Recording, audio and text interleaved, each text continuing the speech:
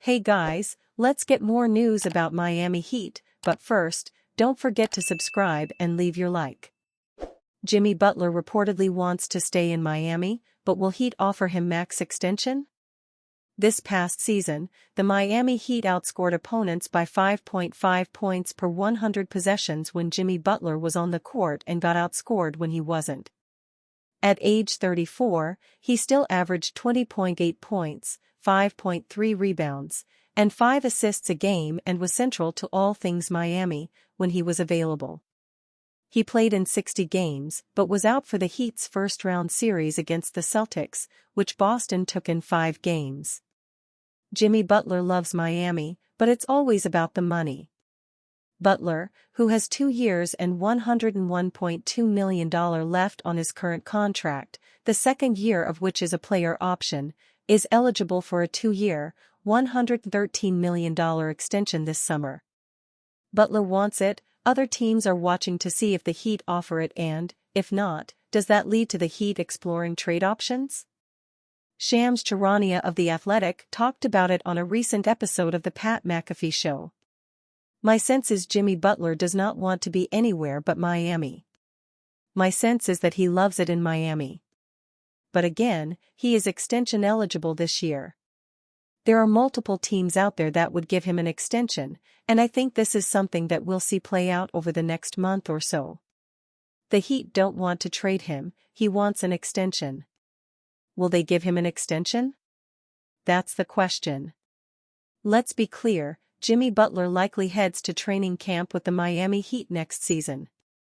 Pat Riley said after the Heat were eliminated the front office hadn't discussed an extension internally, but added what was clearly a message to Butler. That's a big decision on our part to commit those kinds of resources unless you have somebody who's going to be there and available every single night, Riley said. That's the truth. For the Philadelphia front office, with plenty of cap space and a desire to find an elite wing to put between Joel Embiid and Tyrese Maxey, this is a situation worth monitoring. The 76ers are not alone, other teams looking to add a win-now star are monitoring what is happening in Miami. It likely ends up being nothing. Could Butler and the Heat reach a non-max extension? Could the talks be tabled until next summer? There are a lot of directions this can go, but plenty of teams are monitoring the situation to see how it shakes out.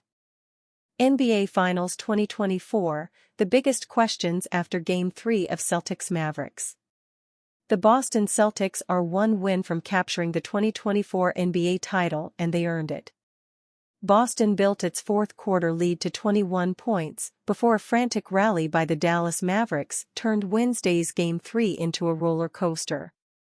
However, the Celtics withstood every late charge by the Mavericks, who lost superstar guard Luka Doncic in the final minutes after he fouled out on a controversial blocking call, and took a 3-0 lead in the finals behind a 106-99 victory in Dallas. The Celtics also won despite big man Kristaps Porzingis being sidelined by a leg injury. His status remains day-to-day, but ESPN's Adrian Wojnarowski reported there is real doubt over Porzingis' status moving forward. How did Boston overcome Porzingis' injury and hold off Dallas' late rally? Are these finals headed for a Celtics sweep? Our NBA insiders are breaking down the wild finish to Game 3, Doncic's uneven performance and what lies ahead in Friday's Game 4, 8:30 p.m. Eastern Time, ABC. Tim Bontemps, that Boston still hasn't quite shaken all of its bad habits but still has enough talent to close out this series. The fourth quarter was a highlight reel of Boston's past issues: poor offensive execution, lapses in concentration and overall head-scratching decision-making.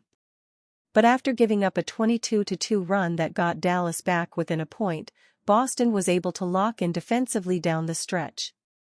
It was enough to move the Celtics one win away from an NBA record 18th championship, even if it became far more stressful than it should have been. Chris Herring, the Celtics are inevitable. It didn't matter that Porzingis wasn't there, because Xavier Tillman could hold his own in his minutes. It didn't matter that Kyrie Irving finally found his offense, because so did Jason Tatum. It didn't matter that the Mavericks took their biggest lead of the series early in Game 3, because Boston had an otherworldly Jaylen Brown showing in the third quarter and managed to escape after doing just enough to hold off a late, furious Dallas run. Brian Windhorst, the Celtics are finally over the hump, and they have one hand on banner number 18. They had to survive their late-game demons, maybe just to make it feel like they earned it. Boston has lost a handful of playoff games in this exact fashion over the past several years, and during that 20-2 run in the fourth quarter there was that old sick feeling. But the Celtics stars all made a play or two, and collectively, that was enough, mostly because they now have so many stars. And it is time to celebrate them, because they've earned it in true Celtics fashion. Windhorst, completely unacceptable. No one can tell Doncic anything. Not teammates, not coaches, not executives, not media, not fans, not referees. There have been a lot of pleas and promises that he'll improve, but this one is going to leave a mark. Why Cavs trading for Jimmy Butler is a terrible idea.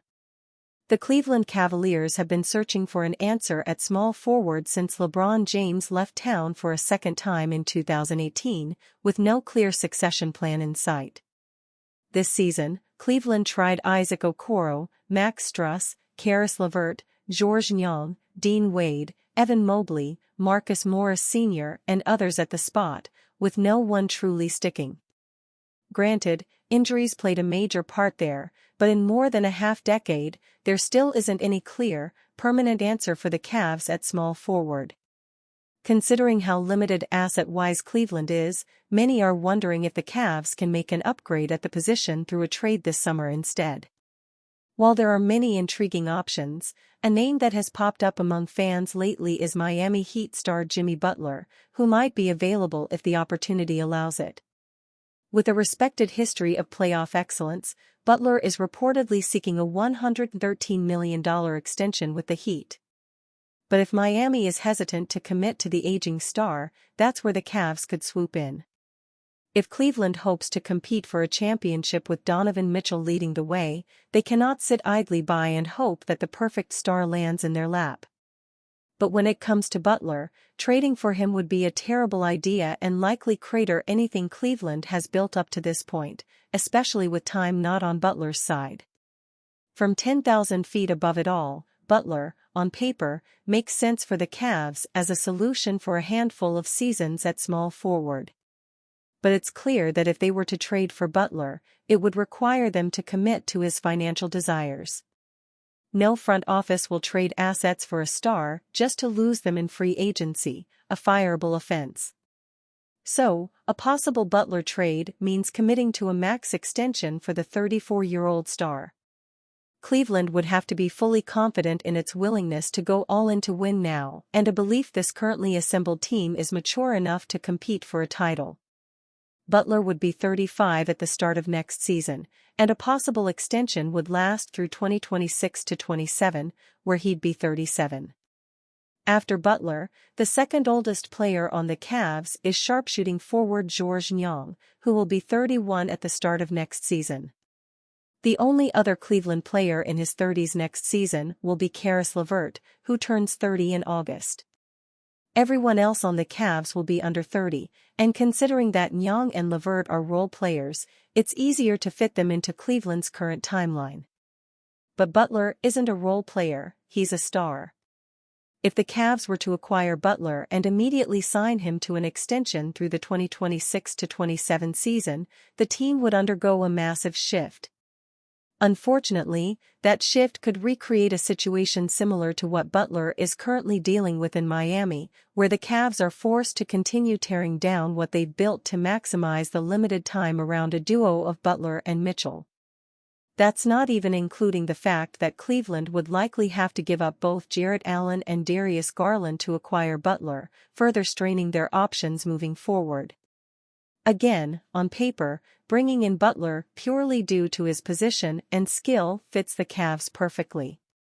Unfortunately, age, cost, and everything in between muddies that vision and further drives home the point that Cleveland is better off looking elsewhere. And you, fan? What do you think of the situation of Jimmy Butler? Leave your opinion in the comments.